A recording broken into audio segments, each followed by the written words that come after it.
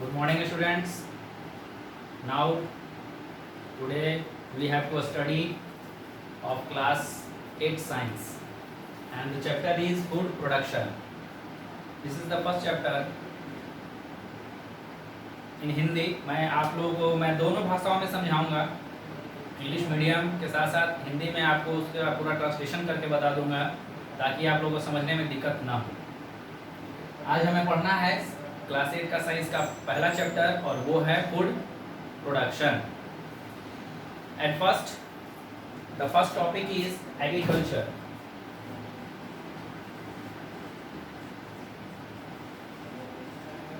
Agriculture that means खेती. हम लोग खेती कैसे करते हैं, क्या चीजें चाहिए हमें खेती करने के लिए. What do you mean by agriculture? If anyone knows, that is better. If don't, then I will explain it. Agri, that means it is made of two words, agro and field. That is agriculture. Agro and field, that is agriculture, which means that we use field for any production. हम लोग खेतों का प्रयोग करते हैं किसी भी चीज़ों को उपजाने के लिए, यानी खेती करते हैं खेतों में और फसल को उपजाने के लिए. एग्रीकल्चर इंडिया जो है हमारा वो एग्रीकल्चर पर बहुत आधारित है. That is agricultural based country. कृषि प्रधान देश है हमारा भारत, और हमारे भारत में अधिकतर जीविकाएं जो हैं वो इसी पर निर्भर है. तो agriculture that means in short मैं सारी चीज़ों को बताता चला जाऊंगा ताकि ये वीडियो जो है ज़्यादा लंबा ना हो और आप लोग को समझ जो है वो आसानी से हो सके. एग्रीकल्चर में हम लोग क्या करते हैं कि बहुत सारी चीज़ों को, बहुत सारे फसलों को उत्पादन करते हैं, और वह जो चीज़ें हैं वो चीज़ें क्या हैं कि अलग अलग मौसम में अलग अलग तरीके से उपजाई जाती है. Agriculture you have to do work in your own field और एनी फील्ड. आप अपने खेतों में खेती कर सकते हैं या किसी भी खेतों में खेती कर सकते हैं जो खेती लायक हो. एग्रीकल्चरल के बाद हम लोग जो है टॉपिक दूसरा आता है वो होता है क्रॉप्स, फसल.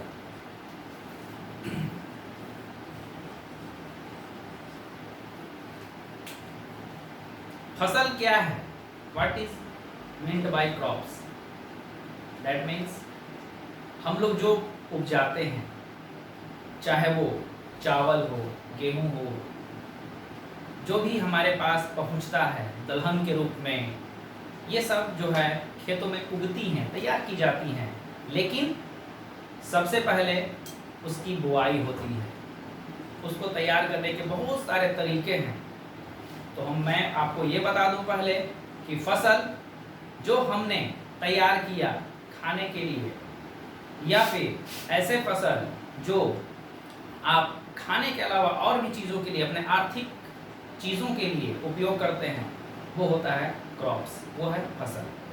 ये आपका फसल जो है मुख्यतः इन इंडिया, भारत में क्या है, ये मुख्यतः दो तरह की फसलें होती हैं, रबी क्रॉप्स, खरीफ क्रॉप्स. रबी फसल और खरीफ फसल. अभी जो मौसम है इंडिया में, ये जो लॉकडाउन का जो समय आ गया, ये समय बिल्कुल रबी के फसलों का समय था. और रबी का फसल जो है इसमें गेहूं, दलहन की फसलें, ये सब होती हैं. तो क्रॉप्स को हम लोग दो पार्ट में इस तरह से जान सकते हैं.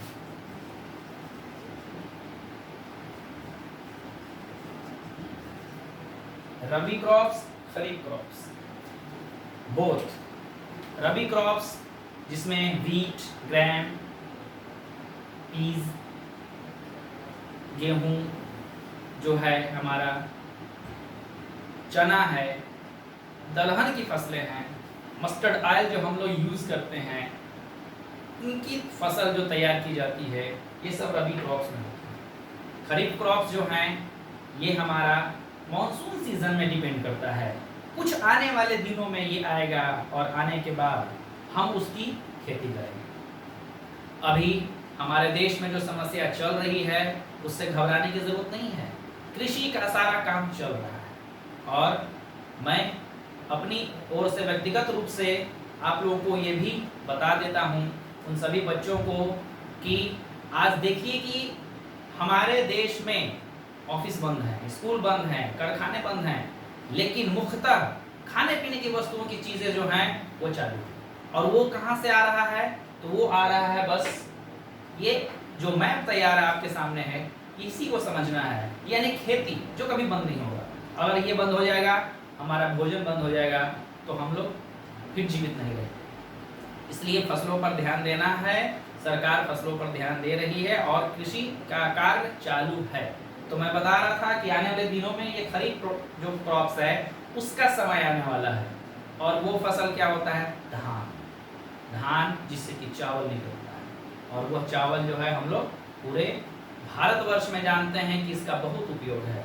साउथ इंडियन डिश हो या नॉर्थ इंडियन डिश हो, उन सबों में उसका उपयोग होता है। तो रबी क्रॉप्स, खरीफ क्रॉप्स, आप लोग के पास किताबें प्रोवाइड कर दी गई हैं, आप लोग किताबें मिल गई हैं। और जिन्हें नहीं मिल पाई हैं किताबें अभी तक, वो विद्यालय से संपर्क करेंगे, प्रधानाचार्य से आप उनसे बातें कर लेंगे कि मुझे किताबें चाहिए। आप लोगों को किताबें जो हैं सुनिश्चित करा दी जाएगी और आपको बुक मटेरियल्स के हिसाब से ही मैं आपको बता रहा हूँ कि आपको क्या पढ़नी है। इस चैप्टर में आगे हमें पढ़ना क्या है कि फसल तैयार कैसे करते हैं, उसके लिए खेतों की तैयारी होती है, किस तरीके से हम खेतों को तैयार करेंगे।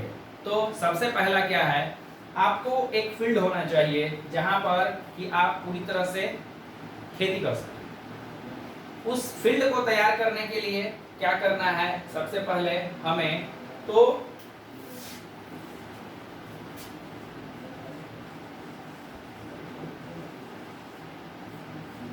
इस चीज पर ध्यान देना है। प्लॉइंग क्या है? ये प्लॉइंग दैट मीन्स कि पहले के समय में बैल और हल के द्वारा खेतों की जुताई की जाती थी। आजकल ट्रैक्टर्स और बहुत सारे आधुनिक उपकरण निकल गए हैं, इंस्ट्रूमेंट्स हमारे पास बहुत ज़्यादा हैं और जिससे कि आसानी से हम लोग खेतों को बहुत ही जल्द ही हम लोग उसको प्लॉ कर देते हैं। ये हमारा ज़रूरी सबसे पहले चीज़ है, खेतों को तैयार करना।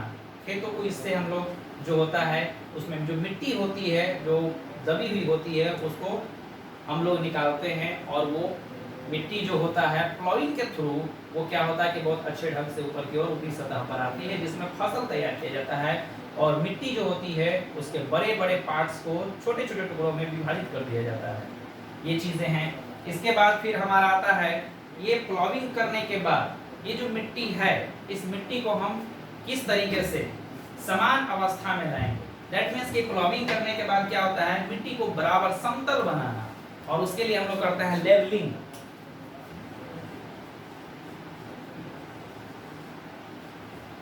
लेवलिंग क्या होती है, खेतों को एक अच्छे ढंग से बराबर उन बड़े बड़े मिट्टी के जो टुकड़े होते हैं उनको छोटे छोटे भागों में तोड़ दिया जाता है और उसके बाद से वो खेती करने लायक बहुत ही अच्छी हो जाती है, क्योंकि उसमें पानी, उसमें छोटे छोटे बीज जाएंगे तो उनको किसी प्रकार का दिक्कत ना हो। This is the advantage of that crops which have to gain more and more water and more fertilizers with consuming nutrients। तो ये जो चीज़ें हैं, ये हमारा खेती करने के पहले ये सब हमें ध्यान देना है। इसको हमें बहुत अच्छे ढंग से इस तरीके से तैयार करना है ताकि खेत तैयार हो जाए और उसके बाद हम फिर उसमें फसल को लगाएंगे।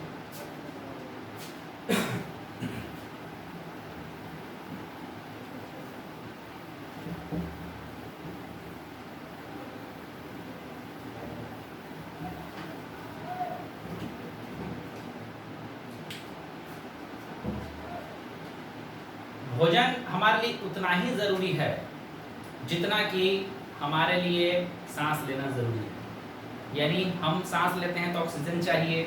यह मैं बात आपको थोड़ा सा इसलिए समझाना चाह रहा हूँ कि हम लोग का पर्यावरण अभी इस लॉकडाउन में क्या हुआ है कि थोड़ा सा आप देखेंगे शुद्ध ज़्यादा हो गया है। कारण फैक्ट्रीज बंद हैं, व्हीकल्स बंद हैं, एसेंशियल प्रोडक्ट्स को सप्लाई करने के लिए ही व्हीकल्स चल रही हैं और हम अपने बिना ज़रूरत के बाहर नहीं निकल रहे हैं, तो हमारा पर्यावरण जो है, इन्वायरमेंट जो क्लीन हो रहा है। और इस हिसाब से क्या है, खेतों में भी फर्टिलाइजर्स का उपयोग हो सकता है कम पर, क्योंकि प्रदूषण ऐसा चीज़ है जो सबको खराब करता है और सॉइल पोल्यूशन भी होती है, और सॉइल पोल्यूशन होने की वजह से फसल जो होती है वो सही ढंग से नहीं हो पाती। लेकिन फिर भी हमें खेतों में फसल जब लगाते हैं, क्रॉप प्रोडक्शन है, फसल जब उत्पादन करना है, तो उसके लिए हमें क्या करना है, फर्टिलाइजर का उपयोग करना है।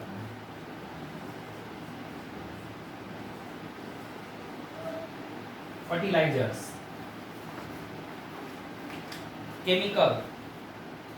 केमिकल सब्सटेंस, ये फर्टिलाइजर केमिकल सब्सटेंस होते हैं which have high nutrients that provide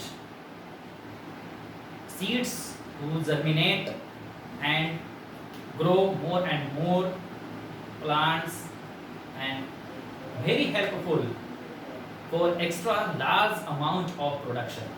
fertilisers का उपयोग इसलिए होता है कि ज़्यादा से ज़्यादा मात्रा में, सीमित जगहों में, कम जगहों में ज़्यादा से ज़्यादा मात्रा में हम उसको क्या करें, उत्पादन करें, जिससे कि हमारे भारतवर्ष में जितने लोग रहते हैं, 130 से 135 करोड़ की जनता, इस आबादी वाले बड़े क्षेत्र में अनाज की भी आवश्यकता उतना ही पड़ती है।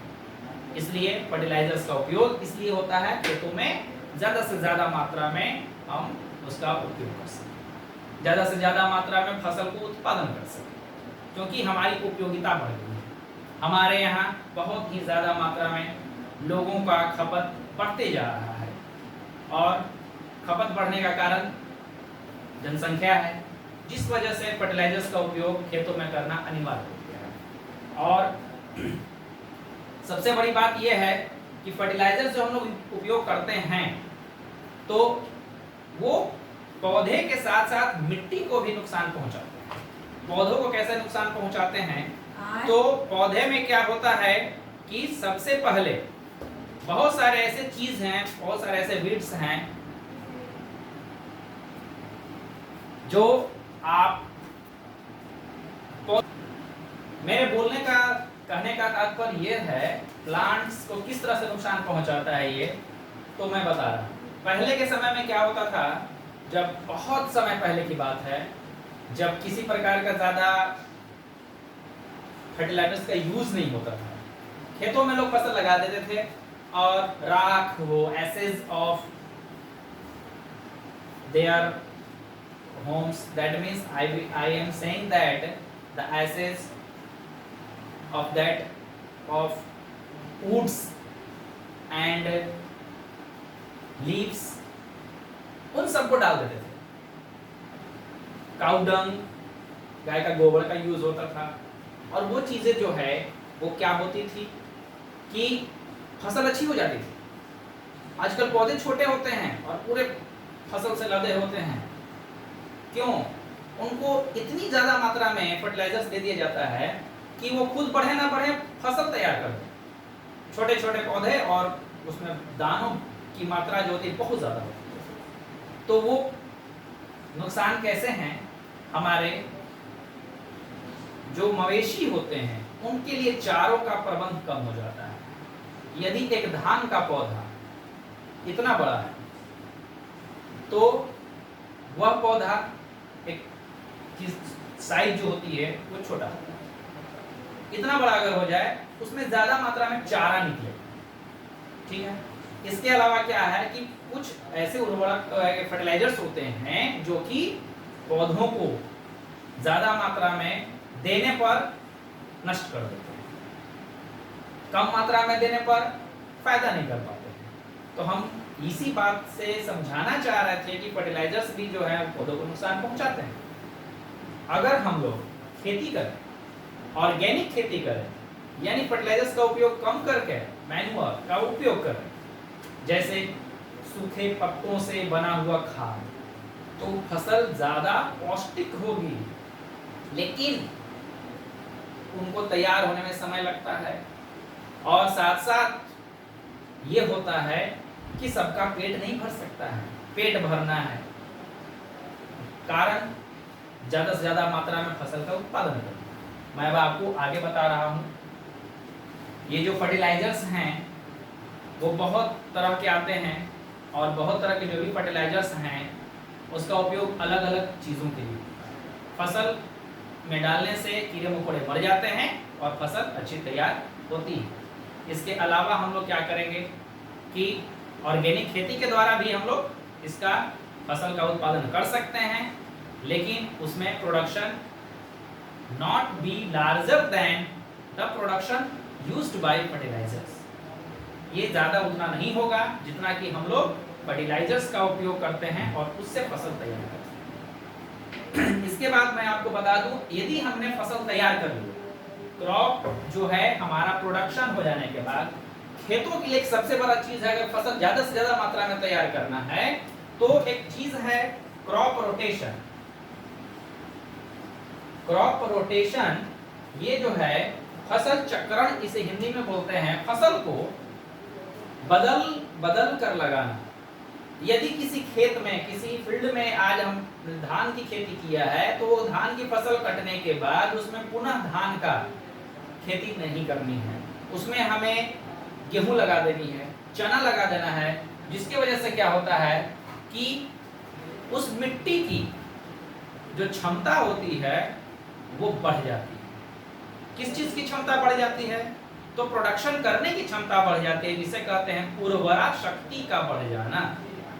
वो ज्यादा खुद ब खुद मात्रा में एक कैपेसिटी बन जाती है कि जिससे वो ज्यादा से ज्यादा मात्रा में फसल को तैयार करता है। जैसे मैं आपको बता दूं, इम्यूनिटी सिस्टम मनुष्य में होता है कि इम्यूनिटी सिस्टम मजबूत रखिए तो रोग से लड़ने की क्षमता मजबूत बनी रहेगी, वो ज्यादा से ज्यादा मात्रा में रोगों से लड़ेगा। उसी तरीके से हमारा जो इम्यूनिटी सिस्टम है वो पौधों में, खेतों में उसी तरीके से काम करेगा जब हम क्रॉप रोटेशन का उपयोग करें। क्रॉप रोटेशन से उसमें क्या होता है कि फसल ज्यादा मात्रा में होती है और मिट्टी जो सॉइल है वो कमजोर नहीं पड़ता है। ये चीज है। फसल जब हमारा तैयार हो जाएगा तो इसके लिए हमें स्टोरेज की जरूरत पड़ती है। हम बहुत सारे फसल तैयार करते हैं अपने मिट्टी की उपयोगिता के हिसाब से। If we have black soil, we have to produce cotton. अगर ब्लैक सॉइल है तो हम लोग कॉटन का प्रयोग करेंगे, कॉटन जो है वो उग जाएंगे। और ब्लैक सॉइल नहीं है, generally we have to produce in India rice, wheat, pulses, mustard, these are the things. ज्यादातर हम लोग इन सब फसलों का उपयोग करते हैं, इन सब फसलों का उत्पादन करते हैं। और इसके बाद आता है कि फसल जब हम लोगों ने तैयार कर लिया तो सबसे बड़ी बात होती है फिर स्टोरेज की। स्टोरेज करने की बात होती है, हमें स्टोर करना होता है। किस जगह पे हम लोग स्टोर करेंगे ये बात मायने रखती है। धान, गेहूं, जो भी फसल तैयार होती है, एक टेम्परेचर, उस टेम्परेचर में हम लोग स्टोर करेंगे जहां से वो स्पॉइल ना हो, वो सड़े नहीं, वो बर्बाद ना हो। स्टोरेज करने का, भंडारण करने का जगह होना चाहिए।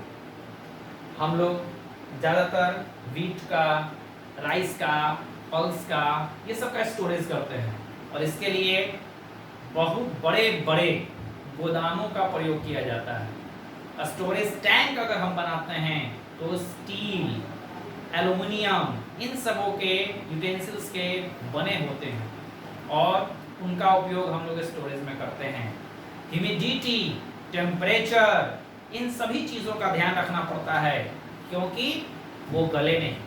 अगर टेम्परेचर उस जो आपका फसल है उससे ज़्यादा अगर उसको मिलेगा तो नुकसान होगा, लो टेम्परेचर में रखेंगे तो भी नुकसान होगा, माइक्रो ऑर्गेनिज्म भी खराब करते हैं। ये सभी चीजें हैं। तो ये जो चीजें हैं स्टोरेज करने के तरीकों का, इसका खास ध्यान रखा जाता है। और आजकल हमारे यहाँ हमारे देश में फूड कॉरपोरेशन ऑफ इंडिया जो है बहुत बड़ी जिम्मेदारी निभा रही है इसकी, और निभाती भी है।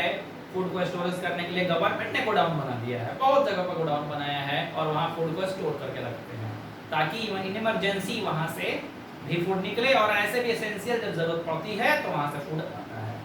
देखिए बहुत सारी चीज़ें हैं, आपको किताबें प्रोवाइड कर दी गई हैं, किताबें आपके पास हैं नहीं हैं, तो बहुत सारे ऐसे टॉपिक्स होंगे जो टॉपिक्स जो है आपको उसमें छूटा होगा या वो टॉपिक जो समझ में नहीं आया होगा। आप जो इस वीडियो को देखने के बाद आप फिर से अपने सवाल जो भी है कमेंट्स में डाल दीजिएगा और उसका आपको रिप्लाई मिल जाएगा। और किताबों में बहुत सारी चीज़ देती हैं, आप स्टूडेंट्स से खास कर मेरा ये एक रिक्वेस्ट है कि आप किताबों में सारी चीज़ों को लाइन बाय लाइन जरूर पढ़ेंगे। घर पे हैं, घर पे रहना है तो घर पे रहना है तो पढ़ाई भी करना है। बुक जब आपको मिल चुकी है तो आप पूरे डिटेल्स को, पूरे एक एक शब्द को, एक एक वर्ड को अच्छे ढंग से पढ़ेंगे और जो चीज़ें नहीं समझ में आएंगी उनको आप कमेंट में डालेंगे, उसको आपको फिर से जवाब दे दी जाएगी और आप उसका जानकारी प्राप्त कर लेंगे। और इसमें बहुत सारी और चीज़ें हैं इस चैप्टर में। इरिगेशन था, एक इरिगेशन होती है खेती, सिंचाई करना, किस तरीके से सिंचाई करते हैं, तो ये सारी चीज़ें हैं और भी चीज़ें टॉपिक होंगी, उनको आप पढ़ेंगे।